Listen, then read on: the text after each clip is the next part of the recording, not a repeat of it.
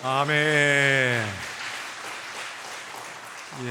지금 우리가 어디에 있고 이 시간 무엇을 하는지, 특별히 주일 가운데서 어린이 주일 메들리 찬송을 통해서 우리들이 예배드리는 의미를 분명하게 세워주는 은혜로운 찬양이었습니다. 예배 순서를 맡으셨던 장로님과 집사님 감사드리고, 예배위원으로 앞을 지키시는 권사님 항상 자리 지켜주셔서 감사합니다. 위에 방송실부터 아래에 주방까지 우리 모두도 각자의 부처에 다 소속되어서 자신들의 일을 할 때 그것이 가장 쉽게 교회를 다니는 법입니다. 한 사람이 많은 일을 하게 되면 결국 탈이 나게 마련이지요.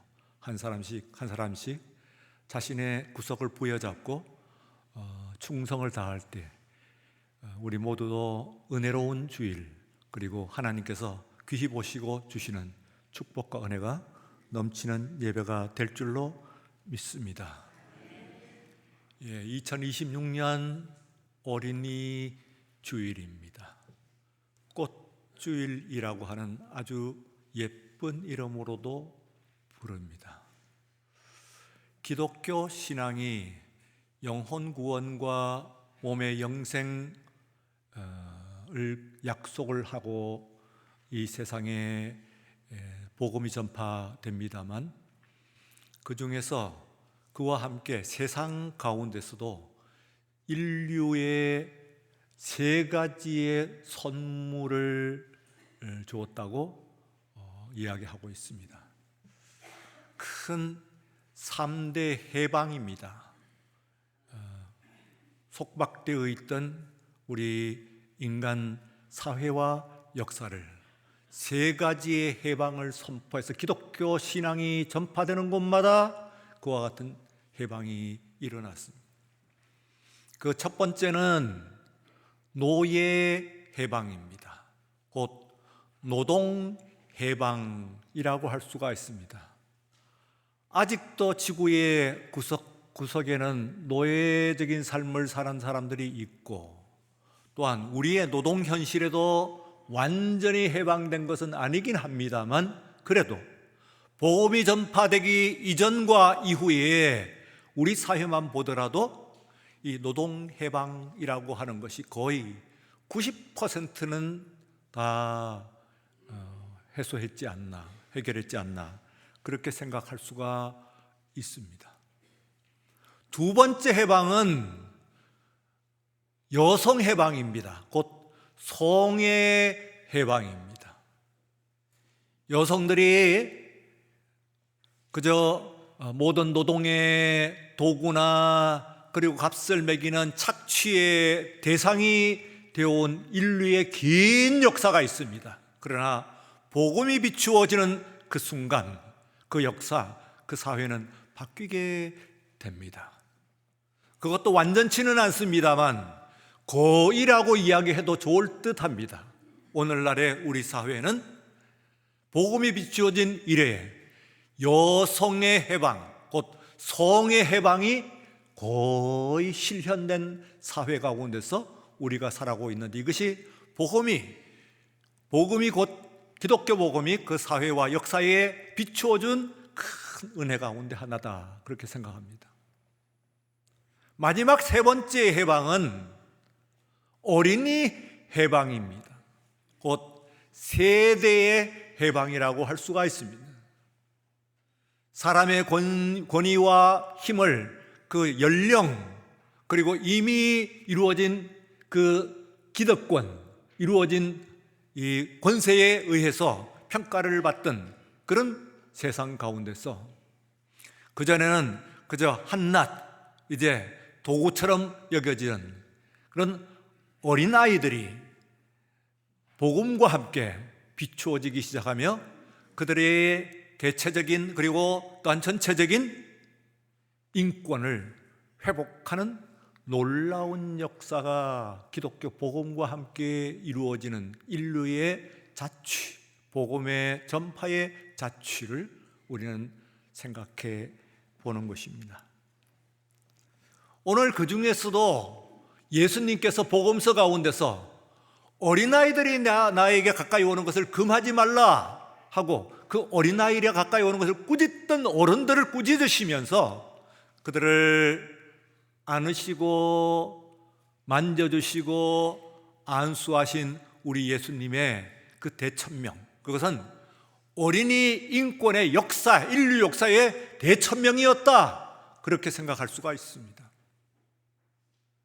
오히려 어른들을 꾸짖어 너희들이 천국에 가려면은 이 어린아이와 같아야 된다 하고 어른과 아이들 가운데서 어린아이 쪽의 편을 드셨습니다.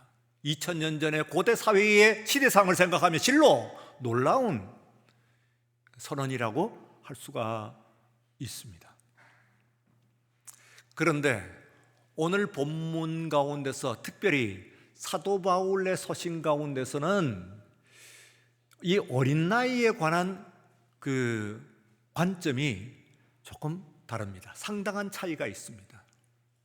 우선은 우리들이 이 신약 성경을 보게 되면은 두 가지 부분으로 기본적으로 나누어서 생각할 수가 있습니다.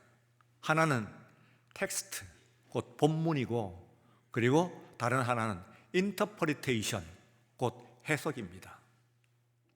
본문은 어디냐? 마태, 마가, 누가, 요한, 사복음이 본문입니다. 그리고 나머지는 모두 그 본문에 대한 해석이라고 할 수가 있어요. 본문에서 주인공은 예수님이시고 해석에 있어서는 가장 중심적인 인물이 사도 바울인 것은 말할 것도 없습니다. 물론 요한 사도가 요한 1, 2, 3서와 그리고 마지막에 요한 계시록을 기록하였으며, 그리고 또한 베드로 사도가 베드로 전서와 후서를, 그리고 그 후에 예수님의 육신의 동생이었던 야고보와 유다가 각각 짧은 한 권의 서신서를 남겨놓고 있습니다만, 그 분량으로 보게 되면은 거의 해석 부분이라고 할 수 있는 이 서신서의 4분의 3에 해당하는 부분이 사도 바울이라고 하는 사람에 의해서 기록이 되었습니다.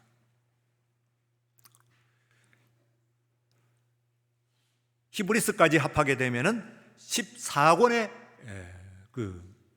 이릅니다. 그런데 앞에 있는 텍스트, 곧 본문 부분과 뒤에 있는 그에 대한 해석이 그야말로 놀라운 완벽한 그 해석이라고 할 수가 있어요. 그야말로 복음서를 사도 바울 이상으로 잘 해석한 사람이 없어요. 그럼에도 불구하고 말씀드린 바와 같이 예수님의 어린 나이에 대한 관점은 상당히 다르게 나와 있습니다. 고린도 전서 3장에서 보게 되면은 너희들은 아직까지도 어린아이냐, 내가 너희들을 저주로 먹였더니 이제 밥을 먹어야 되는 어른이 될 줄로 생각했더니, 기대했더니 아직까지는 밥을 못 먹이겠다, 아직까지도 여전히 젖을 먹어야 되겠다, 너희들은 밥을 못 먹는 어린아이와 같다, 그리고 어린아이와 같이 되지 말고 어른이 되라고 그들에게 권면, 교훈하고 있습니다. 안티테제, 반대로 생각을 하면은 예수님은 어른과 어린아이 가운데서 어린아이를 선택을 했어요.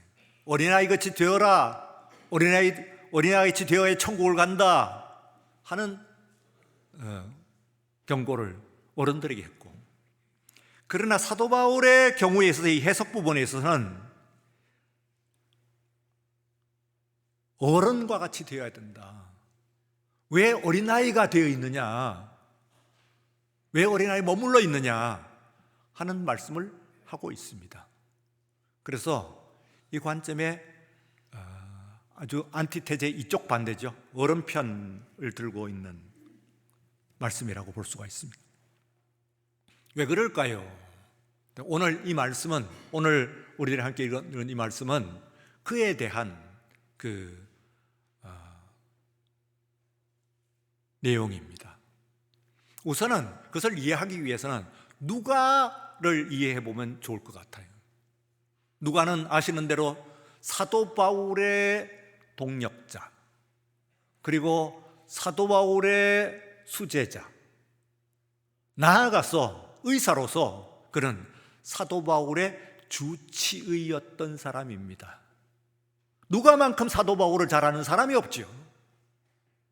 이 사람이 누가복음을 썼을 때에 그 안에 다른 복음에서 싣지 않는 아주 중요한 관점을 이야기하고 있습니다. 누가복음 1장, 2장, 그리고 3장 앞에 있는 3장입니다. 우선 1장에서는 예수님의 탄생이 나옵니다. 특별히 몸으로서 탄생하신 구세주를 이야기를 하고 있어요. 2장에서는 복음서뿐만 아니라 다른 성경에 어디에서도 나와 있지 않는 아주 특별한 한 사건이 나오고 있습니다. 바로 12세 되셨을 때, 12살 되셨을 때의 그 예수님의 모습입니다. 예루살렘 성전을 그 부모님과 함께 방문하셨을 때의 일이지요. 근데 그때 예수님은 어린 나이의 부분이 있고 어른의 부분이 있어요. 우리는 12세가 어디에 해당되느냐 하면은 우리나라 말에서 사춘기라고 하는 아주 멋진 말로 표현을 합니다. 생각할 사, 봄춘, 봄을 생각하는 시기라고 하는 뜻입니다. 한문으로 적지만은 사실은 중국에서도 그 말을 쓰지 않는다고 그래요. 영어의 puberty 혹은 adolescence 하는 사춘기를 가리키는 말도 충분히 그렇게 근사한 뜻을 포함하고 있지는 않습니다. 봄을 생각하는 시기, 아주 근사한 그런 모습입니다. 새로운 봄이지요, 말하자면.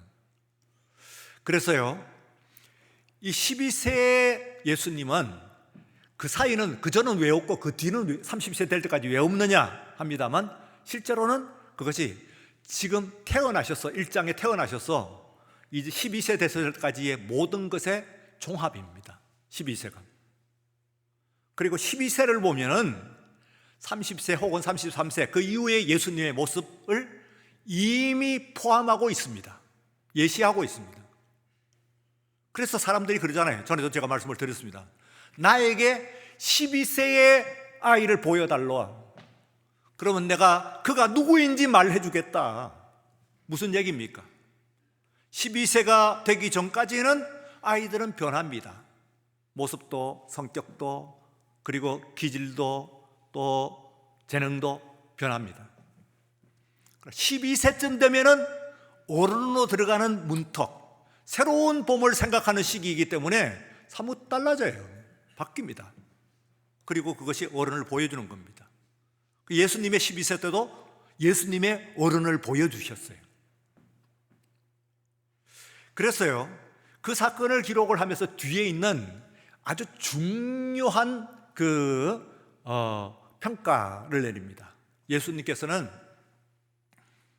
그 지혜와 키가 자라서 날마다 자라서 하나님과 사람들 앞에서, 곧 세상 앞에서 사랑스러워 가시더라 그랬어요.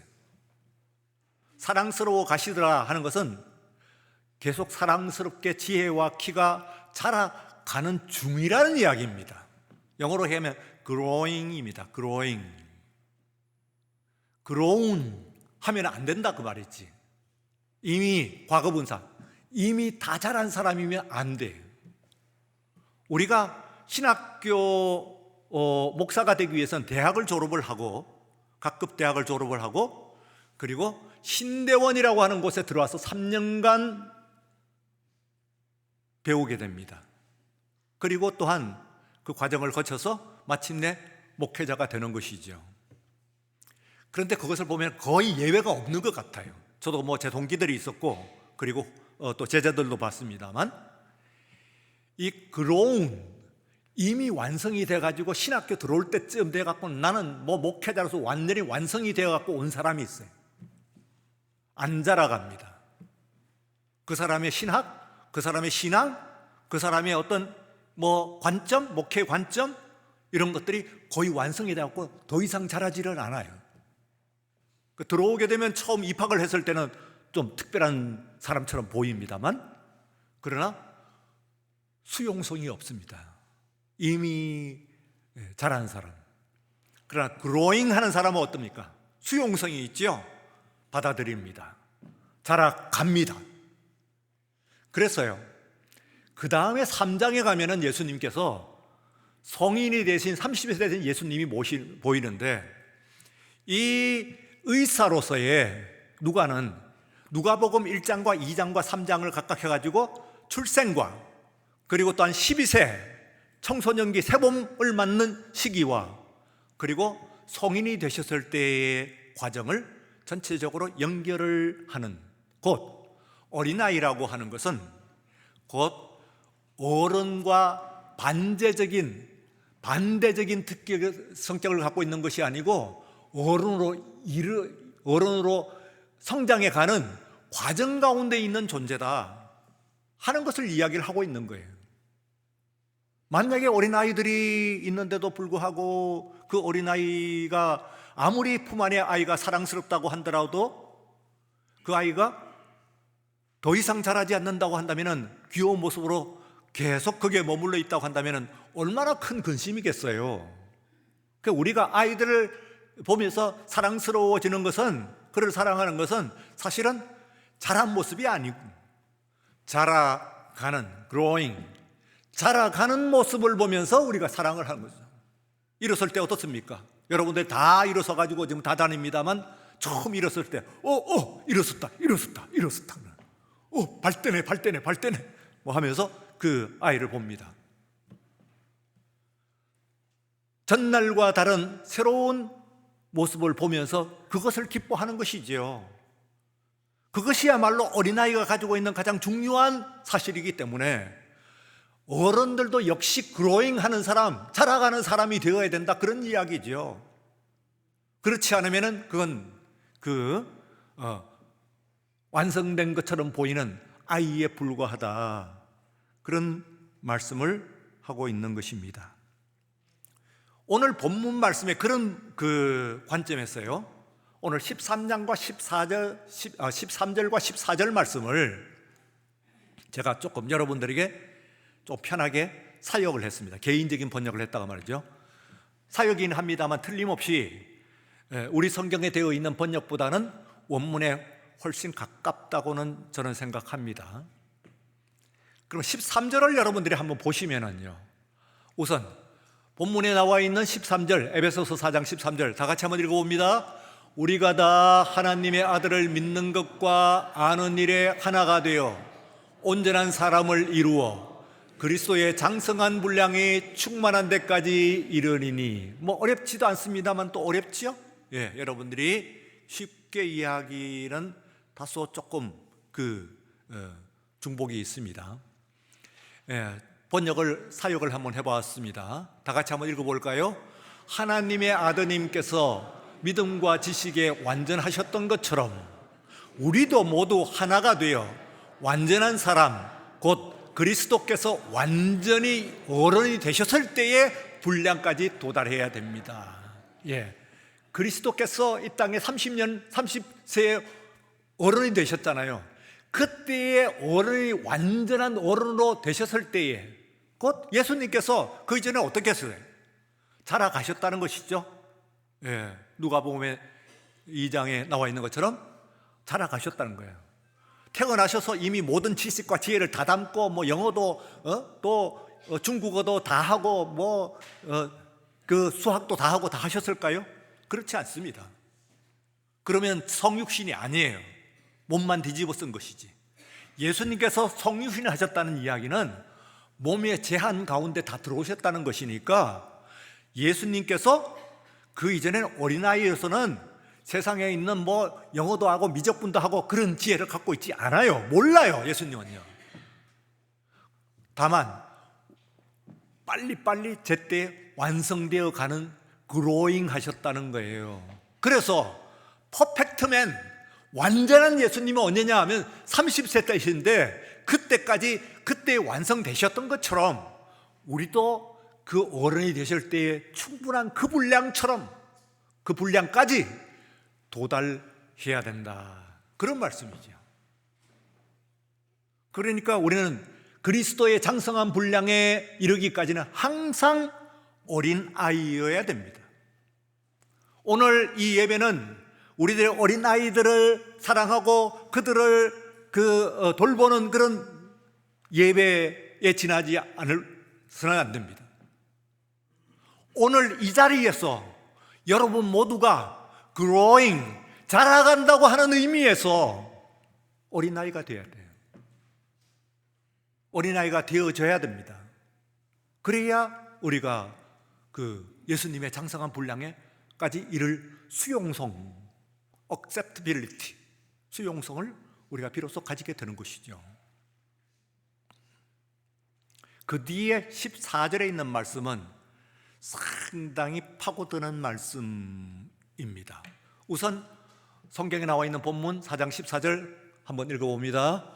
이는 우리가 이제부터 어린아이가 되지 아니하며 사람의 속임수와 간사한 유혹에 빠져 온갖 교훈의 풍조에 밀려 요동하지 않게 하려 함이라. 어렵지도 않습니다만 다소 까다롭긴 합니다.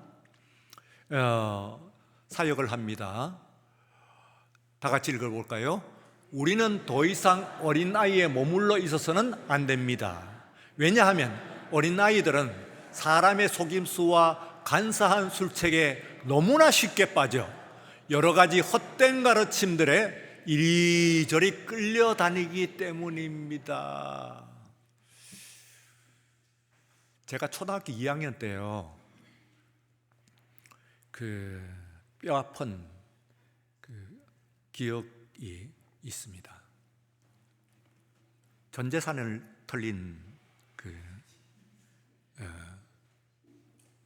아픈 추억인데요. 여러분 야바위라고 있잖아요. 야바위. 야바위가 뭐냐면은 어떤 게임이냐면은 요런 종지, 요거보다 작죠. 요런 종지를 엎어가지고 3개를 상 위에 올려요. 근데 그 중에 하나만 주사위가 들어있어요. 흔들어 보면은 주사위가 그 안에서 부딪히는 소리가 딸깍딸깍딸깍 나요. 나머지 2개는 안 나죠. 그러면 많이 움직이지도 않습니다. 위에서 요거 몇 번 이렇게 움직이면서 그 원래 주사위가 들어있던 그 종지를 찾아내면 되는 겁니다. 이걸 야바위라고 해요. 야바위 놀이라고. 그러니까 바로 눈앞에서 움직이는 것이기 때문에 눈으로 싹 따라가면은 거기에 주사위가 들어있는 종지가 어디로 가는지 하는 것이 눈앞에 환히 보여요. 근데 이때에 돈을 거는 거지. 우리 어릴 적에는 아이들의 용돈이, 하루 용돈이 1원입니다. 어머니 1원만 주세요. 1원만 주세요. 1원. 그러니까 저는 그날 용돈 1원을 쥐고 있어요. 앞에서 섰는데 이게 그 안에 너무나 쉬운 종지 안에 있는 주사위가 있는 종지를 찾아내기만 하면은, 딱 가리키기만 하면은 10원을 주는 거예요. 10원. 거금이에요. 10원. 어마어마한 것이지. 딱 내 눈엔 보였어요. 일단은 한번 보는데 여기 바람잡이라고 하는 게 있습니다. 바람잡이. 먼저 누구가 그냥 딱 그걸 찍어요. 내가 찍으려고 그랬던 것을. 아니 뭐 틀림없지. 당첨이 됐어. 그래서 10원을 타가는 거예요. 와, 돈 벌기가 일도 아니네. 어마어마한 거금이 들어오는 순간입니다. 가슴이 뜁니다. 그래서 찍었어요. 불싸 비어있네.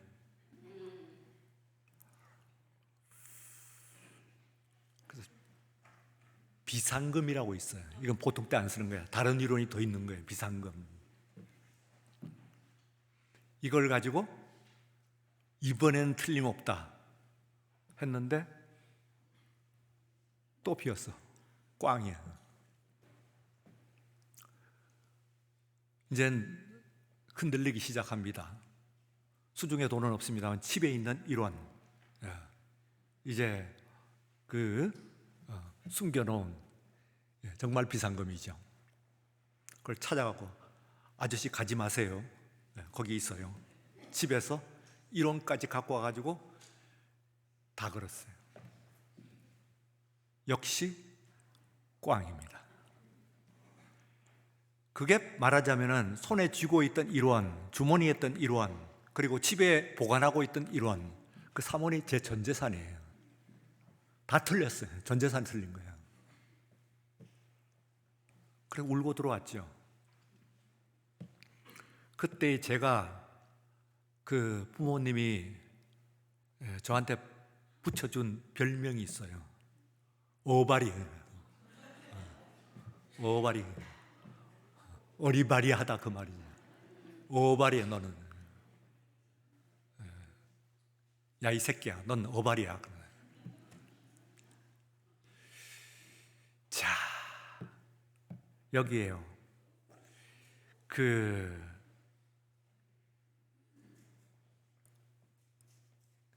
우리가 그러면 우리는 이제는 안 당하냐 하면은 지금 이 세상에 우리들이 아직까지 어린아이가 되어가지고 한국 기독교를 대충 한 1천만 정도로 봅니다. 개신교를 1천만 정도로 추산을 하는데 평가마다 조금 다르긴 합니다만 아무리 적게 잡아도 거기에 자신을 기독교인이라고 표명했던 사람 1천만 중에서 100만 명은 이단입니다. 100만 명. 어마어마한 숫자일 뿐만 아니라 한국 기독교의 가장 취약한 부분이라고 볼 수가 있습니다. 이게 100만의 문제가 아니고 그 100만을 해결하면은 1000만이 해결이 되게 돼 있어요.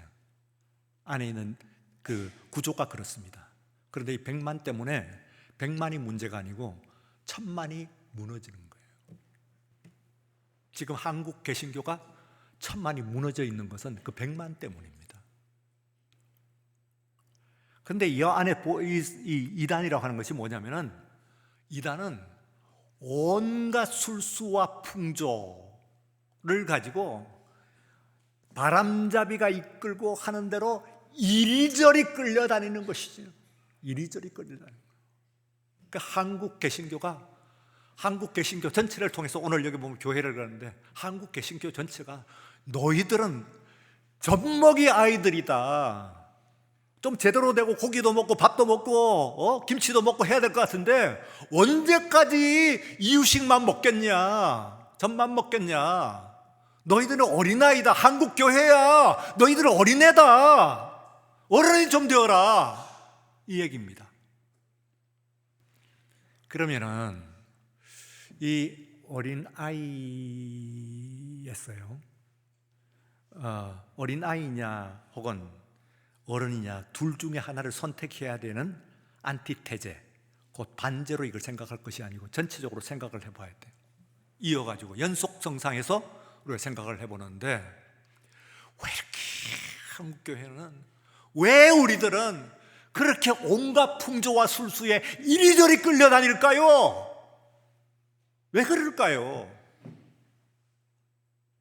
예수님의 그 12세를 보십시오. 그러면 아이인 줄 알았다가 그 부모가, 특별히 그 어머니 마리아가 그것을 마음에 새기는 거예요. 오, 내 아이가, 내 아들 예수가 더 이상 어린아이가 아니구나. 응? 풍조와 술수에 이리저리 끌려다니는 애가 아니구나. 그런 얘기예요. 예, 여러분, 우리는 아이를 사랑해야 됩니다. 그러나 정체된 한순간의 아이를 사랑하는 것이 아니고 그 아이의 미래를 사랑하는 것이죠. 그 미래를 향해서 계속해서 성장하고 있는 날마다의 성장을 사랑하는 겁니다. 드디어는 지혜로 분별할 줄 알고 사리를 분별하고 그리고 자신의 갈 바를 잘 정해가지고 내가 아버지의 집에 있어야 될 줄로 당연히 아시는 것이지 모르셨습니까? 아버지, 그 얘기거든요. 한번 생각해 보세요. 아버지가 아이야, 아들아, 내가 널 얼마나 찾았는 줄 아냐? 하니까 아들이 아버지에게 나는 아버지의 집에 있어야 된다고요, 아버지, 그랬거든요. 이 본문은 굉장히 심오한 본문입니다. 그렇죠? 생각해 보세요. 아버지와의 관계에서 그 아버지와 그 아버지 버린다는 얘기가 아니잖아요. 새로운 아버지를 생각한다고요. 사춘이라고요.